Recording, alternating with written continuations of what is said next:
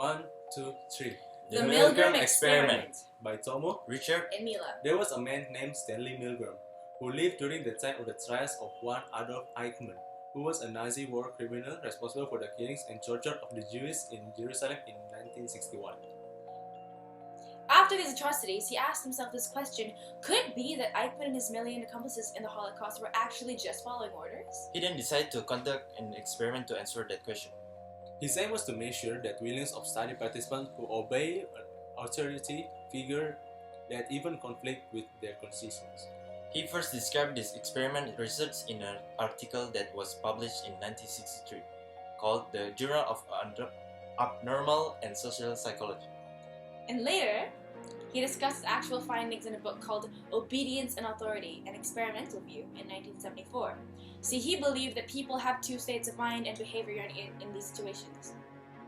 A. Autonomous. This means that the freedom to control their own choices. And B. Agentic. This is the capability to impose choice into nerves. So, how did the experiment actually go? well, it went as follows. There are three main counterparts or people in each of the experiment rounds. One Milgram himself, in other words, the conductor. 2. An actor brought in by Milgram, or the learner. These two people are confederates of the experiment. And 3. The actual test subject who thinks they are the teacher. He first informs each subject participant that he's conducting an experiment, but always says it's for something else. For example, in order to improve the memory of an average person. He then gives the actor and the subject each a random slip of paper. Supposedly one says teacher and the other one says learner, when in actual fact they both say teacher. The actor then proceeds to go behind a screen or a door and is connected to a speaker so the teacher can listen. The teacher asks the learner a series of questions with multiple choice answers. And for every wrong answer, he or she clicks a fake button that is meant to send electroshocks to the actor, and each time, the voltage increases.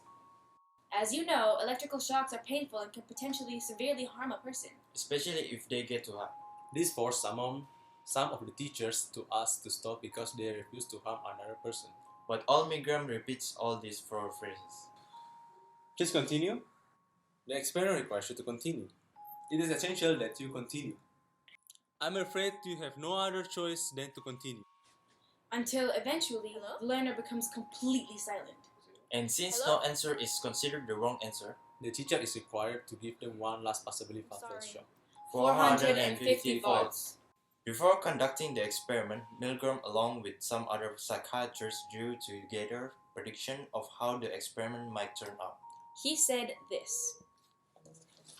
Before the experiment, I saw prediction about the outcome from the various kinds of people: psychiatrists, college sophomores, middle-class adults, graduate students, and faculty in the behavioral science, with remarkable similarity they predicted that virtually all the subjects will refuse to obey the experimenter.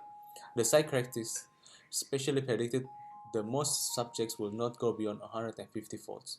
When the victim makes his first explicit demand to be freed, they expected that only 4% will reach 100 volts. The experiment was conducted 18 times in total, and unfortunately, the results are quite shocking. 2/3, that is 65% of the participants, proceeded to the highest and lethal voltage. And all the participants proceeded to the one that silenced them, 300 volts. Therefore, the conclusion, which is summed up the article The Paradox of Obedience in 1974, is simply this. Ordinary people are very likely to follow orders given by an authoritative figure, even if it means the killing of an innocent being. This, however, is believed to be because they have brought up to do so. For example, through racing or in school, their children are taught to listen to their parents or their teachers. So it is simply a matter of nurture.